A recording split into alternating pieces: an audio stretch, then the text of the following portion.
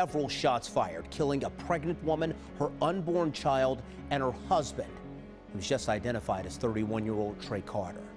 Police say they have that shooter behind bars. Kelly Kennedy, first to alert us from the scene earlier this evening. She's live tonight with the tragic new developments. Kelly, a heartbreaking story indeed. That was unthinkable. How could somebody do this to their own family? This man literally walked down on his sister and about to be brother-in-law and executed them, and also killed the unborn child and hit an innocent 13-year-old. But this is just some of the things that happens in Maple Heights. Even though this is a suburban area, even though this is a suburb outside of Cleveland, it still goes down. Let's get into it. But before we get into it, make sure y'all like and subscribe. Hit that like and that share. This is Drillers and Trappers 24/7. Let's get it. Let's start with the history of Cleveland. So, the written history of Cleveland began with the city's founding by General Moses Cleveland of the Connecticut Land Company on July 22nd, 1796. Its central location on the southern shore of Lake Erie and the mouth of the Cuyahoga River allowed it to become a major center for Great Lakes trade in northern Ohio in the early 19th century. Throughout the years, Cleveland would become one of the staples in the automotive industry movement during the 70s, 80s, and the mid-90s. Maple Heights is a surrounding suburb of Cleveland. The development of present-day Maple Heights began around 1849 with the opening of the Cleveland and Pittsburgh Railroad. The Conotton Valley Railroad was opened in 1881. Maple Heights was initially incorporated in July 1915 as a village. Later, on the 1st of January 1932, Maple Heights was reincorporated as a city. Now, Maple Heights is, like I said, a surrounding suburban area of Cleveland. The city belongs to Cuyahoga County, which is in Ohio, which is part of the United States. And as far as the 2020 census, the population of Maple Heights was 23,701. Labor Day, September 4th, 2023, in Maple Heights. This was a day that will forever live in infamy. There was a shooting that occurred during the Labor Day party that was going on at Stafford Park in Maple Heights, Ohio. For those who are familiar with that area, you guys know, Stafford is where everybody goes to kick it, things like that. They have functions. Yeah, that's where the shooting occurred. The suspected shooter was also the blood brother of the female victim, and he was also the killer of his sister's fiance. And the shooter also hit an innocent bystander who was 13, but the kid lived. Here's some more information on that. Chris, it really is, like you said, a pregnant woman, her unborn child, and her husband all shot to death. And believe it or not, the police chief tells me the shooter was her own younger brother. Now, the police chief tells me this was an ongoing family feud that had been going on for a long time, and it came to a tragic end at the park this afternoon. Stafford Park in Maple Heights was packed with families and church groups Monday afternoon celebrating the holiday, when suddenly a 29-year-old man pulled out a gun and started shooting. I just heard the gunshots and I turned around. I was cutting a watermelon. I turned around and everybody was running towards this way. And when we tried to get all the kids, I didn't panic too much, but I did panic. Johnny Coleman was at the park with his church group. Really, I wasn't scared, but the kids, I was more concerned about the kids. A straight bullet, they ain't got no names on them. Maple Heights Police Chief Todd Hansen tells me the chaos started at around 3:15. He says the shooter got into a fight with his sister at the park. It escalated and he pulled out a gun. The shooter's sister and her family came to the parking lot to try to leave when the chief says that man opened fire, shooting his 30-year-old pregnant sister to death and grazing a 13-year-old. Do you have any idea what the shooter's motive was in this? I really don't, other than the fact that we have preliminary reports that there was a long-standing feud between the shooter and these two parties that he engaged. I think the juvenile was just hit by chance. I don't think the juvenile was targeted. He just happened to be close to the female. But yeah, I think there are some family relations. The woman's husband, a 31-year-old man, ran from the parking lot to a nearby pavilion to try to escape the shooter. But the chief tells me he was shot and killed in the bathroom. The chief says the shooter ran out of the park towards Auburn Avenue. I saw him, he ran across the parking lot, had on a red shirt, and I saw him go through they caught him on the next street. The chief tells me BCI is assisting them in their investigation. He also tells me that witnesses on the scene were very helpful. And that's one of the reasons why police were able to arrest the suspected shooter so quickly. Now, the woman who was killed in the shooting, as well as the shooter's names, have not been released yet, but we'll keep you updated as soon as we learn more. Reporting live in Maple Heights, Kelly Kennedy, 19 News. Reports say that the suspected shooter, who was also the pregnant woman's brother, arrived at the park specifically to confront his family, who he'd been feuding with, and immediately tried to physically fight them. The victims tried to leave the premises and got in their car, police said. That's when the suspect pulled out a handgun and shot the woman and the 13-year-old, who was believed to be a bystander. The man, who was also the victim's fiance, he actually fled the vehicle and ran into a bathroom at Stafford Park. The alleged shooter chased him down and shot him multiple times in the bathroom, killing him, leaving him there. And then the shooter was apprehended at the scene. This is just one of the numerous stories of this infamous suburban area known as Maple Heights. There are numerous stories. It doesn't matter where you stay at. It's steppers everywhere. Over the years, Maple has started to garner a reputation for a place where you have to look over your shoulder, even though it's a suburban area. The crime rate is steadily increasing.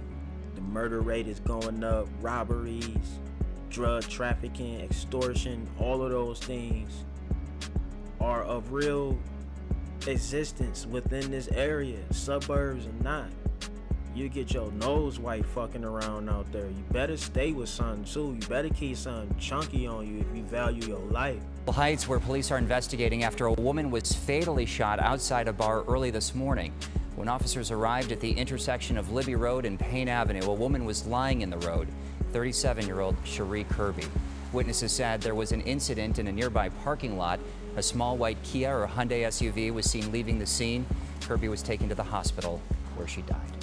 This is just another example of the shootings and just recklessness that occurs in this suburban area known as Maple Heights.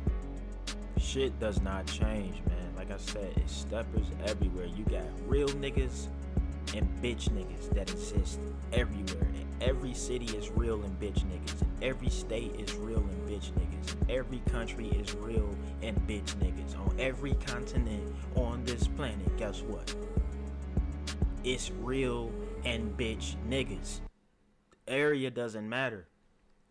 People like to try to, categorize shit to try to downplay things or to make it seem like they have a certain advantage. Like, niggas be like, okay, well, this person lives in the suburbs and this dude live in the hood. The dude from the hood to beat his ass because he from the hood. Like, what? Nigga, are you fucking retarded? That shit doesn't mean anything.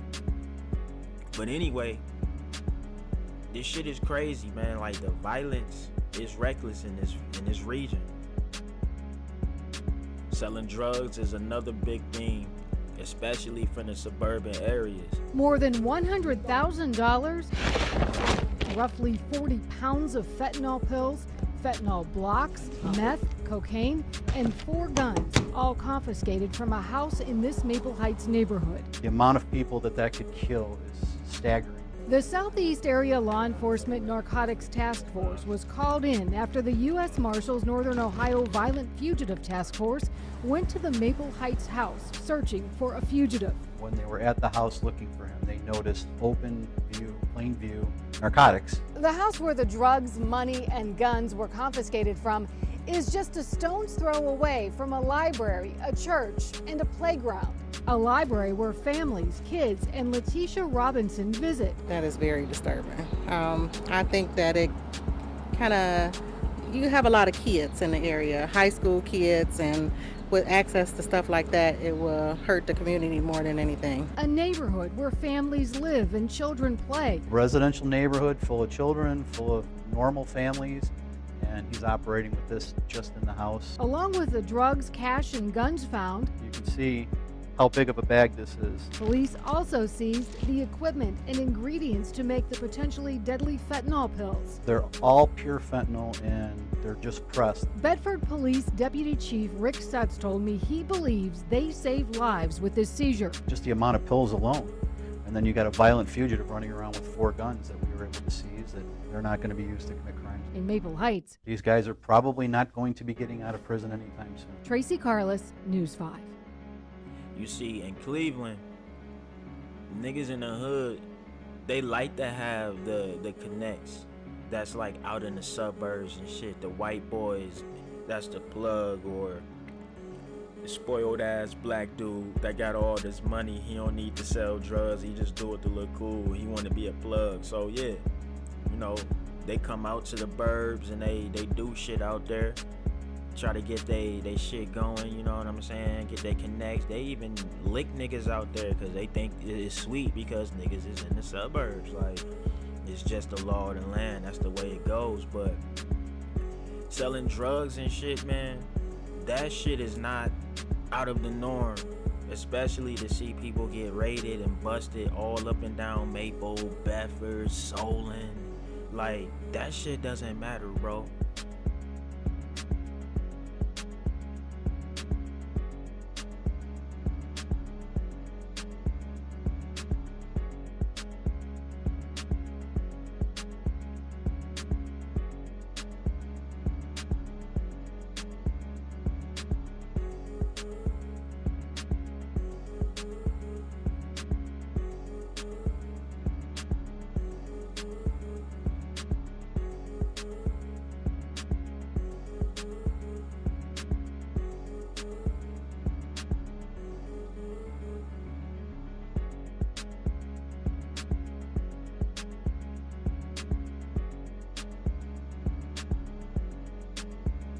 For those who are unaware, Cleveland definitely has a gang presence. It goes all the way back to the 30s.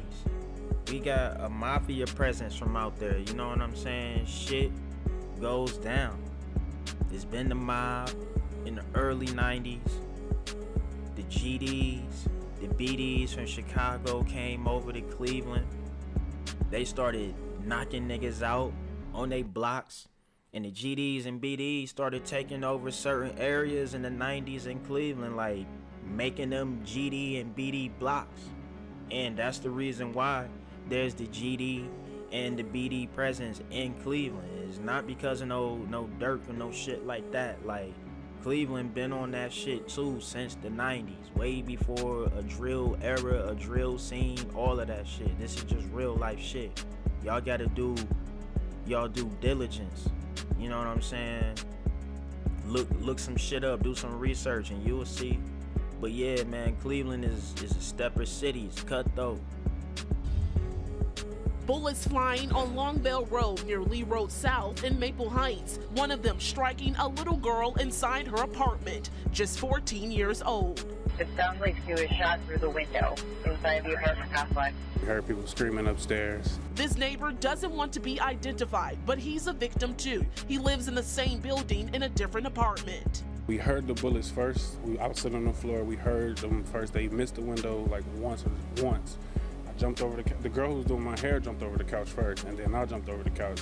Then that's when the bullets kept coming through the window. We started scooting back away from the window, and the glass kept breaking. It all went down on Wednesday. 2 men were outside standing near a dark-colored SUV. Suddenly, a red SUV drove past them. Police say those same 2 men started shooting at the red SUV. As it drove away, they kept firing, a stray bullet hitting the little girl.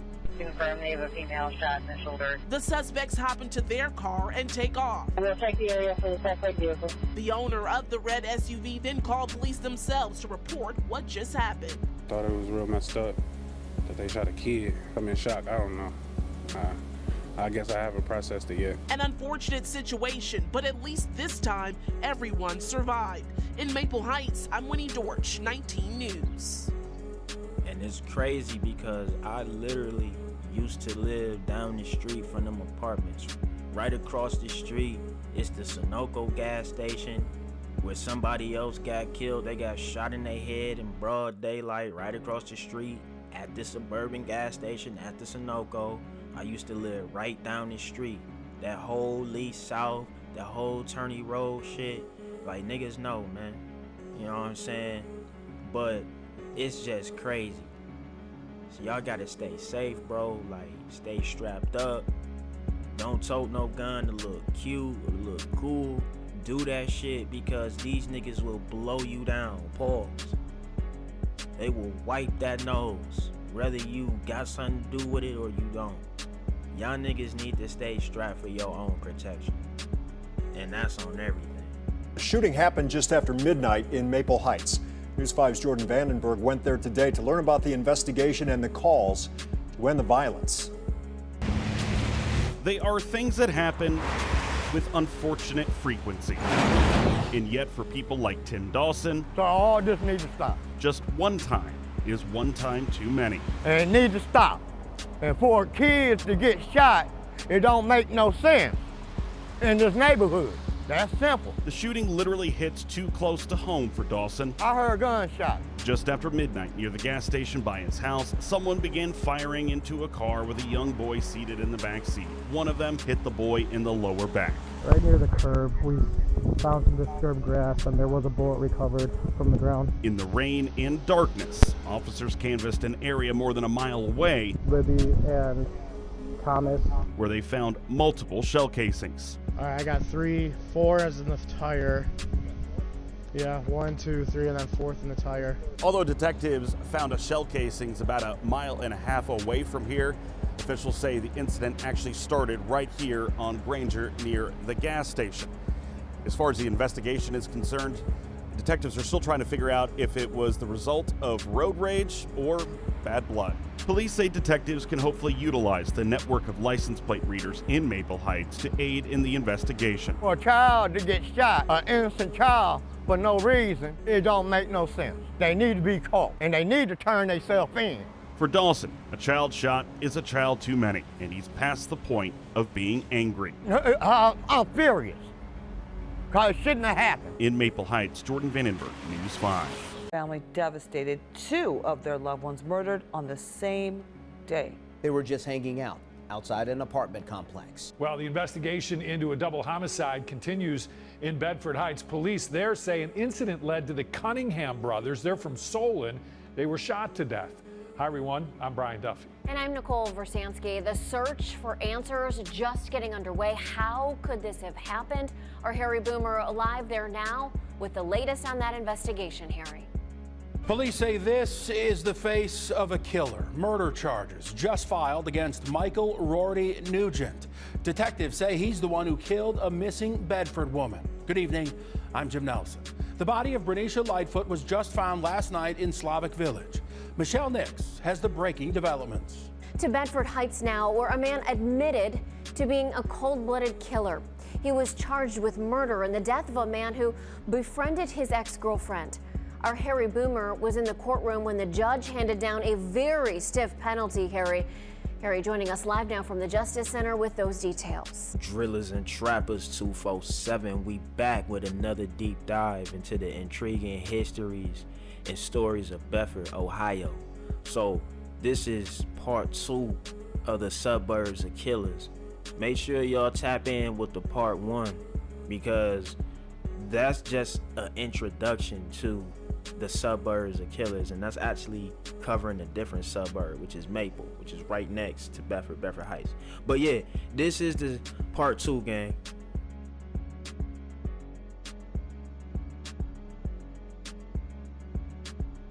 So today, we're exploring the city in Cuyahoga County and unearthing some fascinating tales that have unfolded within its borders.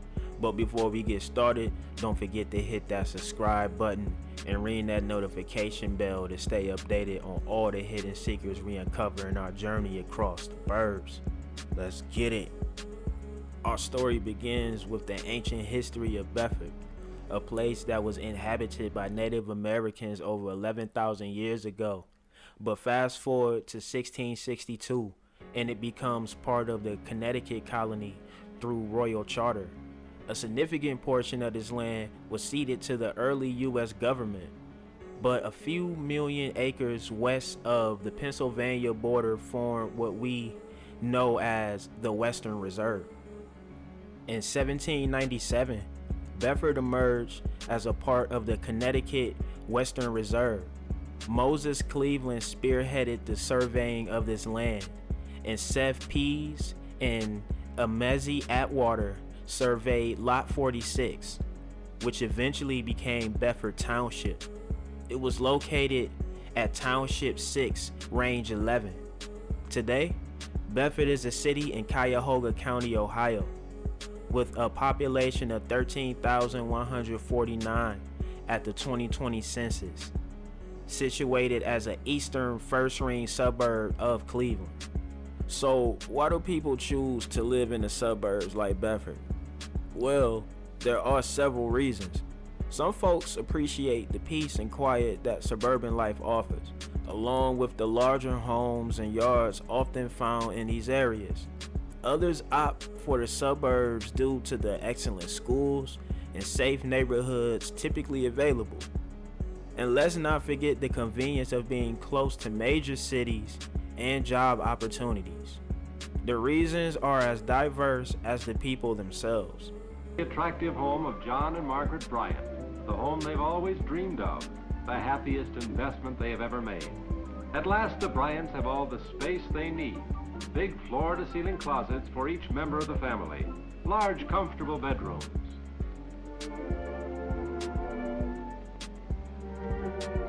Zoned living areas, a feature in the plan of their home, assure convenience and privacy for various family activities.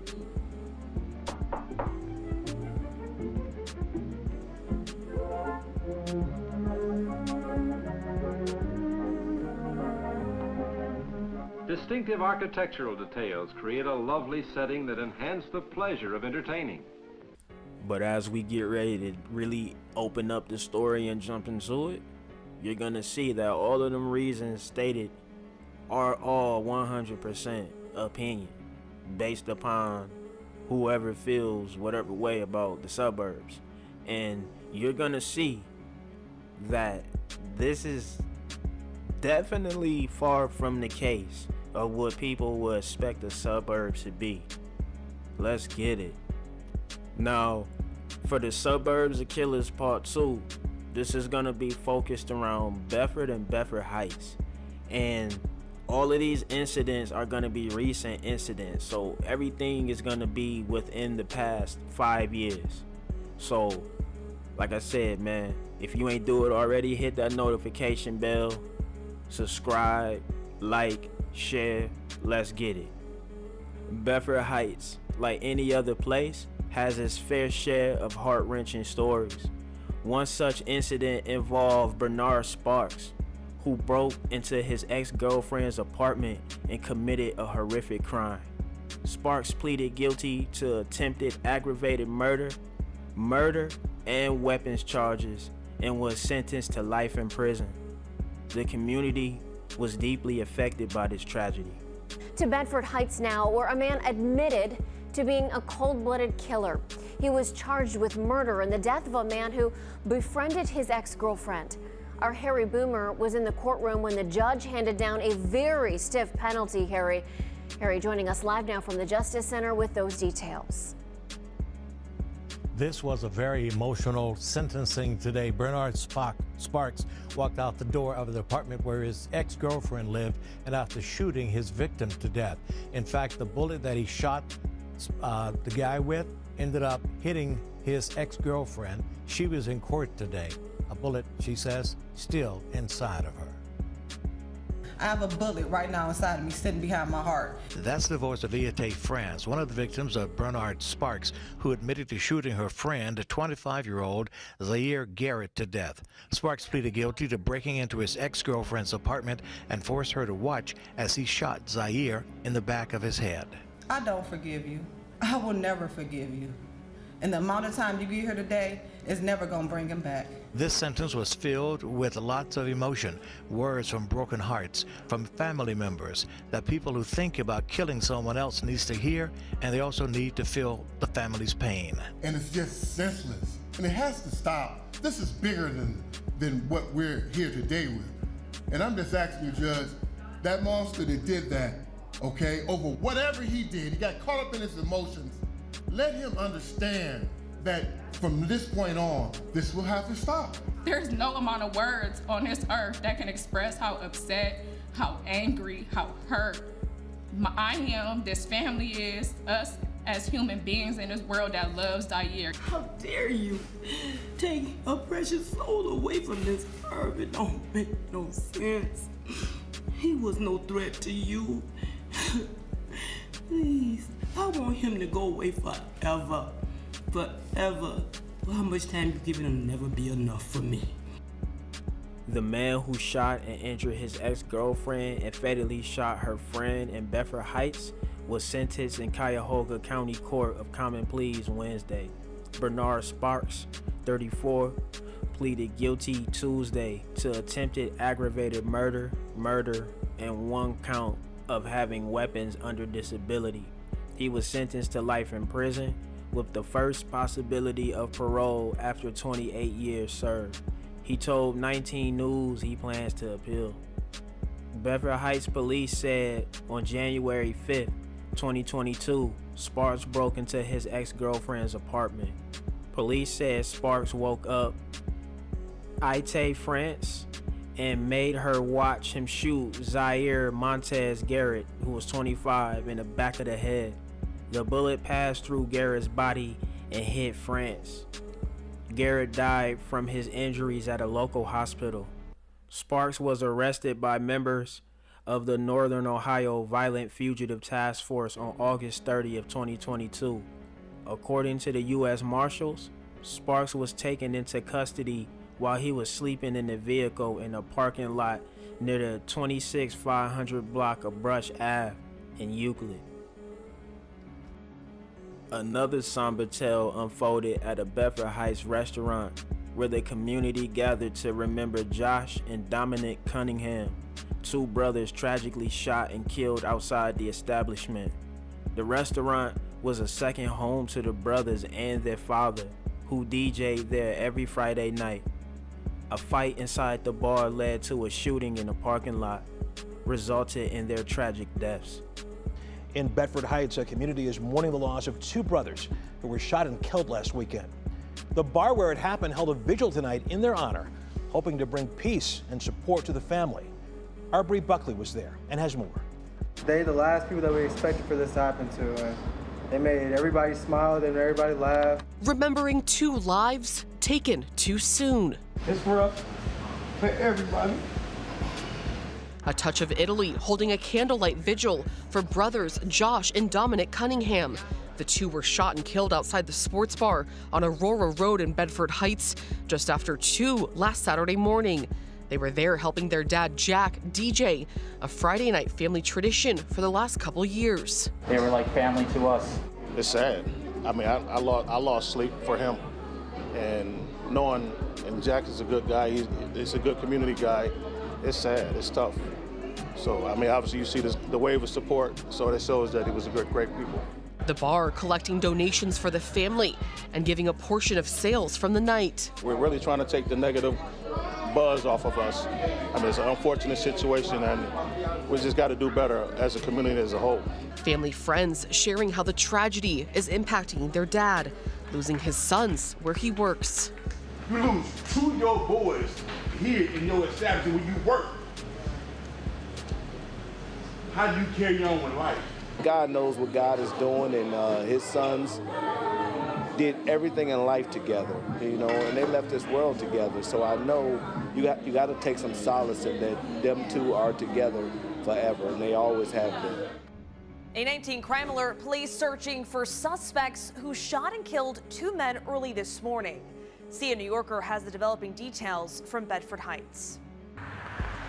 Tragedy at a Touch of Italy sports bar on Aurora Road in Bedford Heights. Police say around 2 a.m., 2 men were shot and killed at this business. Neighbors told me they heard the commotion overnight. A rapid fire, pistol, I think it was. And I found broken glass by the drive over there. When you heard that shooting, did it scare you? What went through your mind? They had that before happen over there, rapid fire, so I just thought it was maybe fireworks or something. But anyway, then I heard the police keep coming by. Off camera, Bedford Heights police tell 19 News there was an altercation inside the sports bar and the shooting suspects were asked to leave. That's when they opened fire, killing the victims. The search is on to find their killers. The brothers were shot in the parking lot of the restaurant in the early morning of October 7th. Jack DJ'd every Friday night with his 2 sons by his side. They worked with their dad. They were like part-time DJs, but they help out around, pick up, do whatever we asked them to do, said Rogers. According to police, there was a fight inside the bar that led to a shooting in the parking lot. Michael Booker showed his support as a friend of the Cunningham family and also a member of the organization 100 Black Men. Bedford faced another unfortunate incident as 2 men lost their lives in an apartment complex shooting. Despite the police's response, no suspects have been revealed or arrested at the time. This left the community grappling with questions and uncertainty about their safety. Family devastated, 2 of their loved ones murdered on the same day. They were just hanging out outside an apartment complex. Everywhere at 5, Winnie Dortch returning to the scene this evening with new information. 2 cousins killed Saturday around 2 a.m., shot at the same location here at Wolf Cove Apartments in Bedford. 23-year-old Jermier Banks and 29-year-old Paris Garrett. See, the one guy was laying right here. See it right there? Right here? Yeah. Okay. And then the other guy, I guess, was over there. The maintenance man, Tim Stempled, called police. He describes the scene. They were all outside. It was nice out there having fun or whatever. One car sitting where that green car was. That one? Yeah. Okay. And it was all shot up. So I don't know whether they were, and all the bullet casings were over there, right around where that green car is. When police arrived, Banks was already dead on the grass next to this garage area. Garrett taken to South Point Hospital in a private car where he died. He was a resident. Unfortunately, there were several shots fired, at least one of those bullets striking this white home nearby. This was a very busy scene. Oh yeah, 20 shots. Police now searching for those involved, working to put them behind bars. In Bedford, I'm Winnie Dortch, 19 News. According to the Bedford Police Department, they responded to the Wolf's Cove Apartments on Solon Road at approximately 2 a.m. Upon their arrival, officers found a dead man on the ground with a gunshot wound. Through investigation, officers learned that a second male had been driven to South Point Hospital with gunshot wounds, according to new details released by police Monday morning. The second man also died. Police identified the victims as 23-year-old Jermier Banks and 29-year-old Paris Garrett. No suspects have been revealed and no arrests have been reported at this time. In another devastating incident, a father lost his life in a parking lot exchange between separated parents. The exchange of their 5-year-old son led to a tragic altercation, resulting in the death of Rasheem Smith. Deion Johnson, the father, was arrested in connection with the shooting, leaving the community in mourning and disbelief. According to police, the shooting occurred in the Bedford Heights City Hall parking lot during an exchange of a 5-year-old boy from his father to his mother. The father, Deion Johnson, 28, has primary custody of his son. Per BHPD, the mother and her boyfriend, now identified as Rasheem Smith, 49, arrived to pick up the child from his father and his girlfriend when an argument broke out between the father and the mother's boyfriend. While the 5-year-old boy was sitting in the back seat of Johnson's car, the 28-year-old man fired one shot at Smith, killing him. Johnson has been arrested. The Cleveland man accused of murdering his ex-girlfriend inside her Bedford Heights apartment pleaded not guilty at his arraignment Wednesday morning. Stephen Cawthorn was indicted on the charges of murder, aggravated murder, and felonious assault for the murder of Gina Lampton, 26. Lampton was found dead on November 5th in her home in the 5300 block of Northfield Road. Bedford Heights Police Chief Michael Murata said officers responded to Lampton's home after receiving a call from her friends in Georgia to do a welfare check. Cawthorn was arrested several days after the murder in Akron. He is now being held on a $1 million bond at the Cuyahoga County Justice Center and will be back in court on December 22nd. Well, families' lives shattered forever, but tonight, a little bit of justice. Good evening. Thanks for joining us. I'm Tiffany Tucker. And I'm Brian Duffy. A young woman murdered by her ex-boyfriend. Well, first at 4, we told you the woman's family came face to face with her killer in court. Now, all new at 6 o'clock, we hear from the killer's mother. Kayla McCarthy was there, a lot of tension, and she shares the emotional words from both families. Kayla. Brian and Tiffany, Gina Lampton's family, Yawa, as they called her, say she was their rock. Inside the Justice Center, her boyfriend, her ex-boyfriend, was told he's going to spend the rest of his life in prison for murdering her.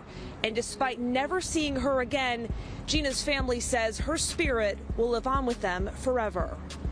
We miss hugging her, we miss kissing her, we miss cooking with her, we miss going out with her, we miss hearing her voice, we miss her beautiful laugh, we miss everything about Yawa. Gina Lampton's family will never forget how she was a beacon of light in all of their lives. The 26-year-old's life cut tragically short, murdered by Stephen Cawthorn inside her Bedford Heights home nearly 2 years ago. You know what you did. You know what you did. But you would deal with God. You would deal with God. During his trial, Cawthorn admitted to the crime, a crime that's caused immense pain to not only Gina's family, but his mother as well. There's nothing that will be said here or going forward that's going to bring Gina back. I really cared for her,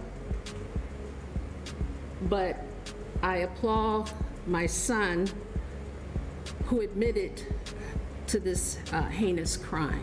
Lampton had dreams and aspirations. She worked hard for everything she had, making her a role model her siblings looked up to. Brutally murdered. That's how a prosecutor described what happened to a local young woman. The killer, police say it was someone she trusted, her ex-boyfriend. Katie Tursek has new details from court. You'll hear everywhere at 5. Gina Lampton lost her life at just 26 years old. Her ex-boyfriend, 41-year-old Stephen Cawthorn, now on trial for her murder. Today, Cawthorn faced Lampton's loved ones in this Cuyahoga County courtroom. Understandably, they were too upset to talk with me. Cawthorn denies the charges, but prosecutors say he committed the gruesome crime. New allegations emerging today about what happened on November 4th, 2021. This photo was a photo of a pillow that, based on my experience, someone put a weapon against the pillow and fired it. That's testimony from a detective breaking down evidence from the crime scene at Lambton's Northfield Road apartment. This is a photo of the sofa in the dining room area, showing the blood stain on top and also blood dripping down. Officers have said they discovered her body covered in wounds. Though Lambton is no longer here, she is remembered by her family and friends. A Cuyahoga County grand jury indicted a Bedford man accused of killing his 26-year-old girlfriend last month. Michael Rotary Nugent was indicted on the charges of murder, felonious assault, tampering with evidence, offenses against a human corpse, involuntary manslaughter, and having weapons under disability for the death of Bernicia Lightfoot. Rotary Nugent was arrested by Bedford police on July 21st. Lightfoot was reported missing by family members on Tuesday, July 18th. Bedford police said when they went to her Colony Club apartment, which is located in Bedford, they found evidence indicating someone may have been seriously injured there. Lightfoot's body was discovered Friday, July 21st in the area East 64th Street and Francis Avenue in the city's Broadway Slavic Village neighborhood. The Cuyahoga County Medical Examiner's Office said Lightfoot's body was found in a wooded area. Her cause of death has not been disclosed at this point. Rotary Nugent is scheduled to return to court on August 15th for a pretrial.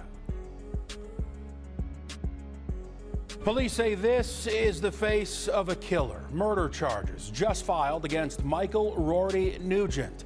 Detectives say he's the one who killed a missing Bedford woman. Good evening, I'm Jim Nelson. The body of Bernicia Lightfoot was just found last night in Slavic Village. Michelle Nix has the breaking developments. 26-year-old Bernicia Lightfoot has been missing since at least Tuesday. Now Bedford police confirm her body was recovered in Cleveland. Her live-in boyfriend arrested, charged with first-degree murder. The family of Bernicia Lightfoot knew something was wrong when they couldn't reach the 26-year-old on Tuesday, her birthday week.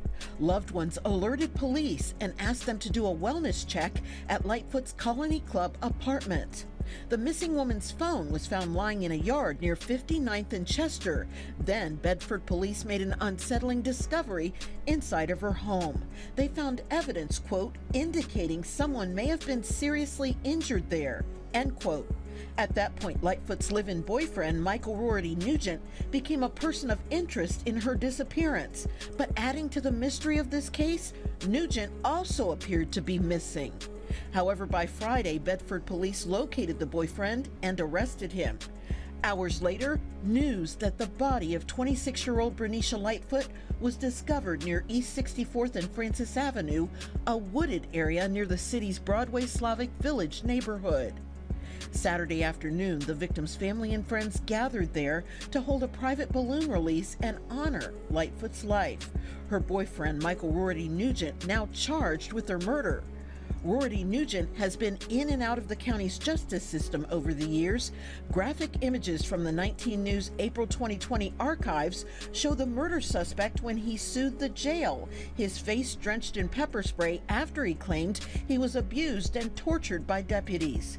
Now the Bedford man is back in custody, charged with killing a woman he was supposed to love. Appearing via video from the Solon jail, Michael Rotary Nugent entered a not guilty plea after being accused of murdering his girlfriend, 26-year-old Bernicia Lightfoot. According to Judge Michelle Paris, Nugent admitted to police officers that he had fatally shot Lightfoot, whose body was found in a wooded area in the vicinity of East 64th and Francis Avenue on Friday night, hours after Nugent was arrested and charged with murder.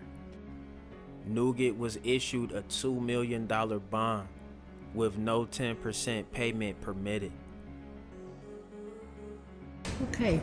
Good morning. What's your name? Nugent.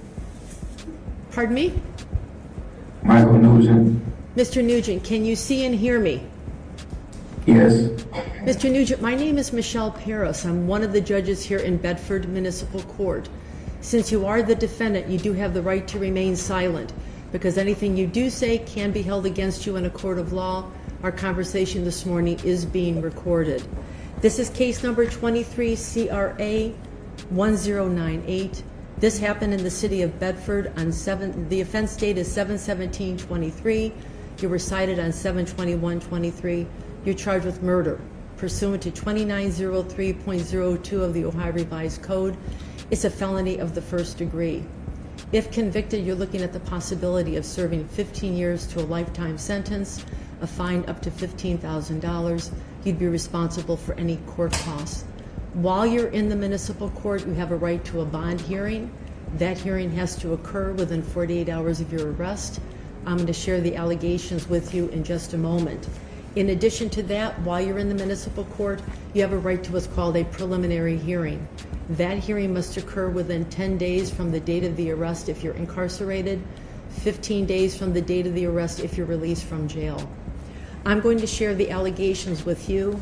This affidavit was submitted by a detective from Bedford. I'm speaking to you as if the officer's in court testifying. I just want to, in this video saying rest in peace to all the victims. Everybody mentioned, those who weren't mentioned.